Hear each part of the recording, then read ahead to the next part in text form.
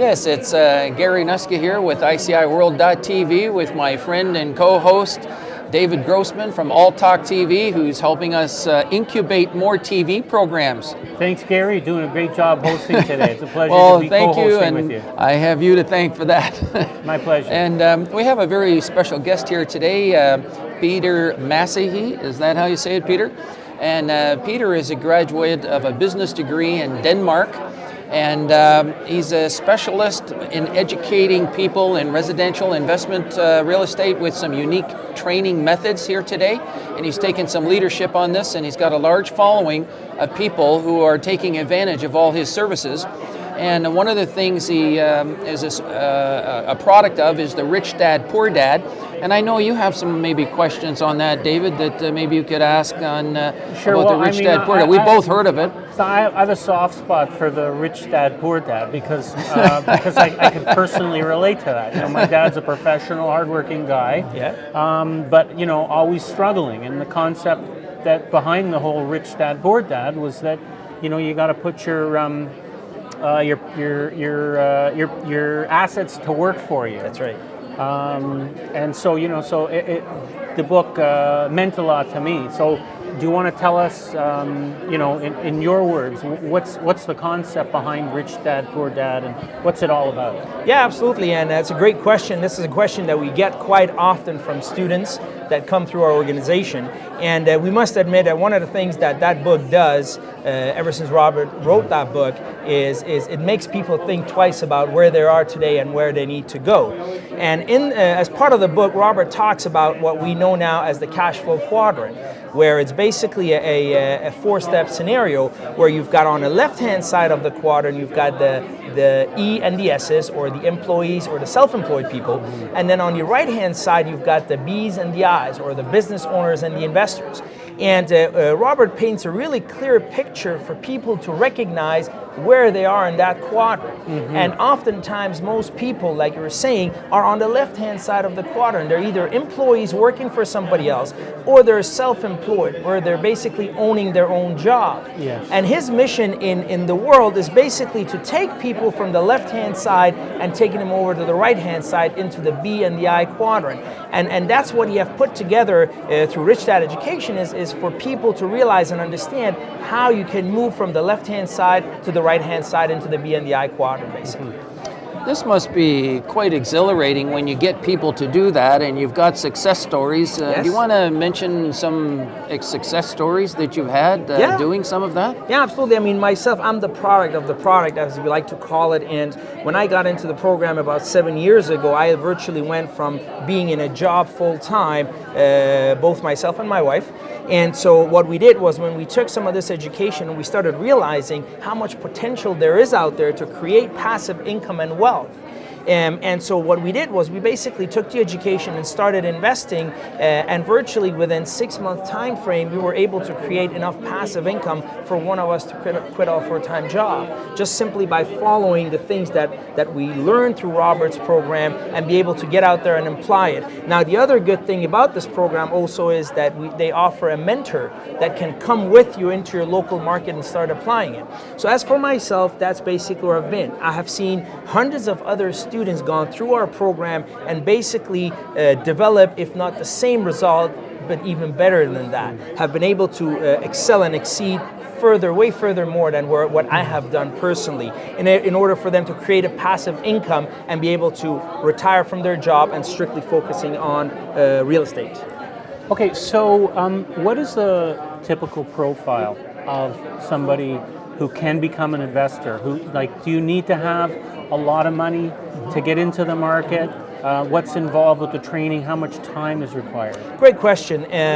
First of all, you know, in our classes that we offer from an education perspective, we have seen students that were as young as 20 years old all the way up until 75 years of age. So we don't really pinpoint any age structure as to when you can do it. We believe you can do it when you're ready to do it, whether you're young or old or middle-aged. Now, from a money perspective, interestingly, you're asking, you know, a lot of people think the conventional way of acquiring an asset. And the conventional way that we know when you go out to buy property is putting 25% down on every single deal. Now, magically, Robert has created a scenario where we have some creative financing techniques that we teach our students in terms of how to create something creatively so you can at least put lesser of your own money and getting maybe the seller involved into a deal so that we can basically acquire more assets. On that point, what you're talking about is there's many things that you do to help people succeed and create wealth. That's right. So you're talking about one particular, is this a class, this one on the cash flow in residential, for instance, how to increase your cash flow in residential, vendor take back mortgage? That's one of the things you mentioned to me, which I found interesting. You're teaching people, you just don't have to go to a bank to get a mortgage. There's another way to kind of do it. That's correct. That's correct, yeah. Can you expand on that? Yeah, absolutely. As part of our elite training program that we have with Rich Dad Education, myself, I teach one of those elite classes. That class is called the Master Investor class. And when students come through that class, what we basically do is we teach them how to understand to look for good deals.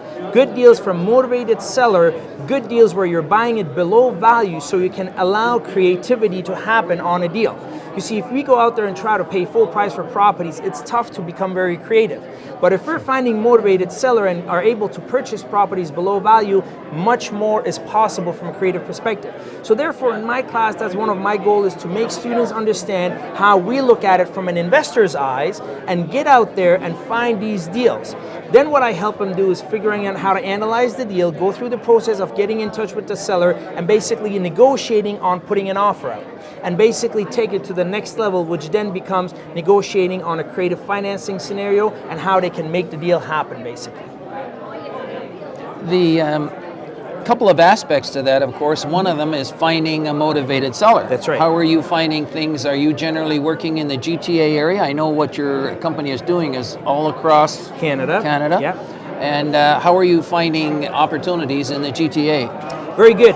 Now in the GTA, obviously there's opportunity just like there is outside of GTA. One thing that we have come to realize as investors is when you're in a core of a city, whether it be in Toronto or Edmonton, Calgary, Vancouver, it doesn't really matter. They kind of have the same concept. What we tend to see is our prices are inflated. Okay, and when we're dealing with an inflated price versus how much rent we can collect on these properties, typically there is a mismatch. Okay, so what we do teach our students, say assuming we've got a class full of students that are from the GTA, we always teach them to use the same pattern and same behavior whether they're looking in GTA or outside. So what they typically will do is they'll put that behavior into place in the GTA and start looking for properties. Are they able to find some that's great? We will work with them and helping them purchase the properties.